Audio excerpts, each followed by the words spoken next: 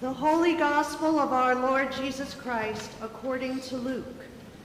Glory to you, Lord Christ.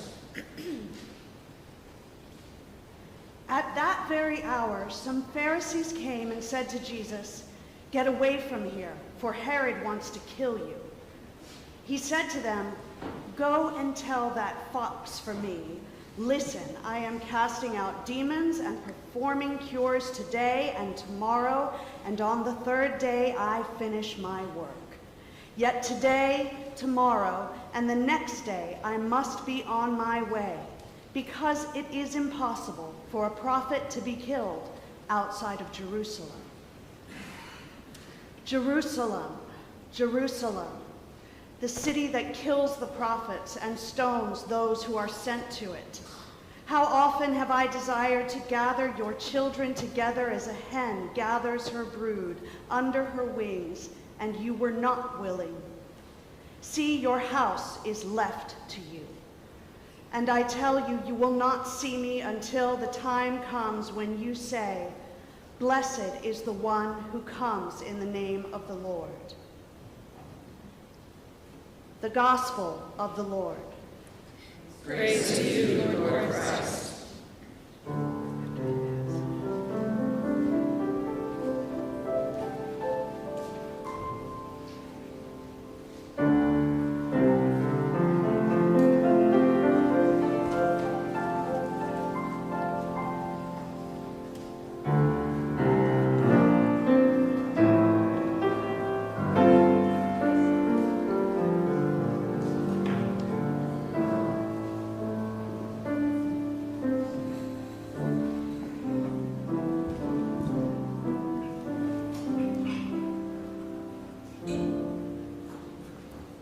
Please be seated.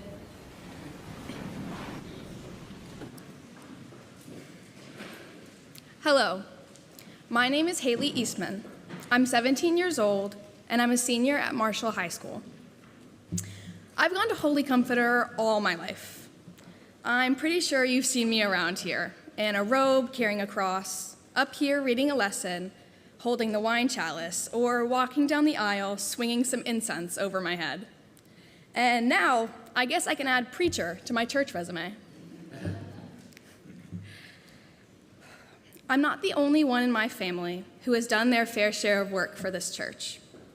You can find my dad singing with the choir or making sure all the acolytes do their job. My mom used to teach Sunday school, and all my sisters were acolytes as well. I've always considered Holy Comforter a second home. I spent a good chunk of my childhood here, and the welcoming community and amazing friendships are going to make it very hard to part ways when I go off to college this fall.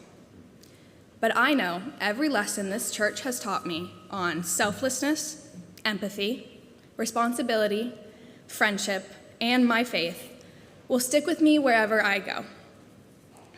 It is such a privilege to be given the opportunity to preach the sermon at this youth-led service. And hopefully, I can do what this church has done for me and give a lesson to all of you that will leave a positive impact.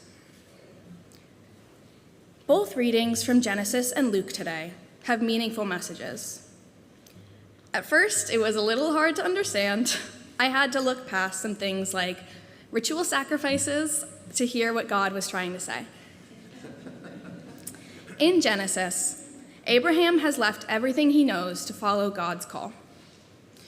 In this reading, Abraham is talking about all of the things that he has done for God, and yet God has not repaid his loyalty. Abraham is still without child.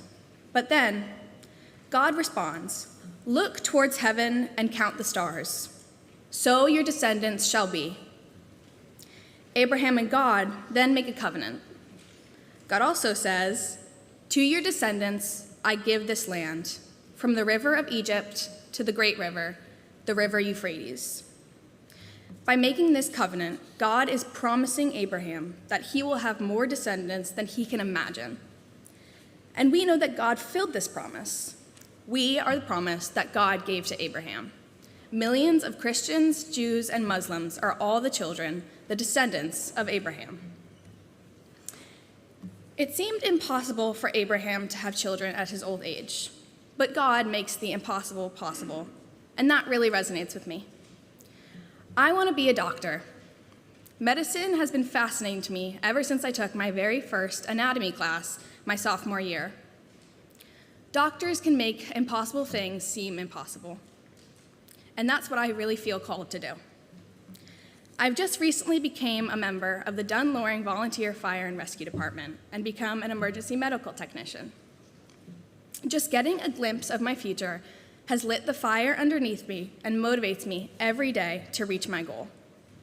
God is telling Abraham to trust in the process and have faith in his word, and I have to do the same. Luke tells the story of God's relationship with us. Jesus was warned by Pharisees that Herod wanted to kill him. Jesus shares his frustrations about Jerusalem and all its chaotic violence.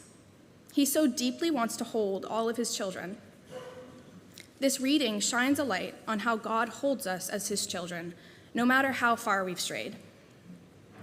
God's connection with his children is like a mother hen who will gather and protect her brood. The strongest connection in the world is God's connection with his children. Connecting with others is a crucial step of being a doctor. There needs to be a certain level of trust between the patient and the doctor, so the doctor can fully understand the patient, and so the patient can receive the best care possible.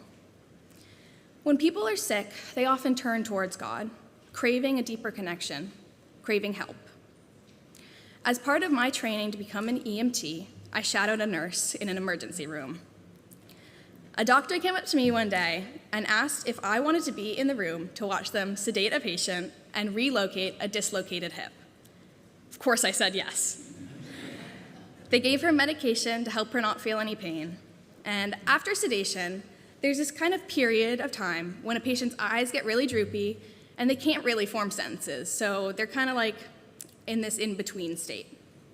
A few moments later, while she's in this in-between state, almost as if she wakes up for a second, this woman looks at me and says, "Pray for me." Now let me tell you, I have never prayed so much for one woman in the span of a few minutes like ever in my life. This woman shared an ounce of her fear with me and put her faith in me to help her make it through. This was the moment that cemented the connection between God and medicine in my mind. This was the moment that urges me forward towards medicine, to be someone that people can share their fear and their vulnerability with. I want to hold their hand and be with them, just as God is always holding his children in dark times. Faith in God has helped me grow up and become the person I am today. It has made me so excited for what my future holds, and I owe my strong connection to God, to this church, and all of the people inside it. So, I urge you to use your strong connection to God to be there for other people, and to carry with you the thought that seemingly impossible things don't always have to be so impossible. Faith and trust can make the impossible possible. Thank you.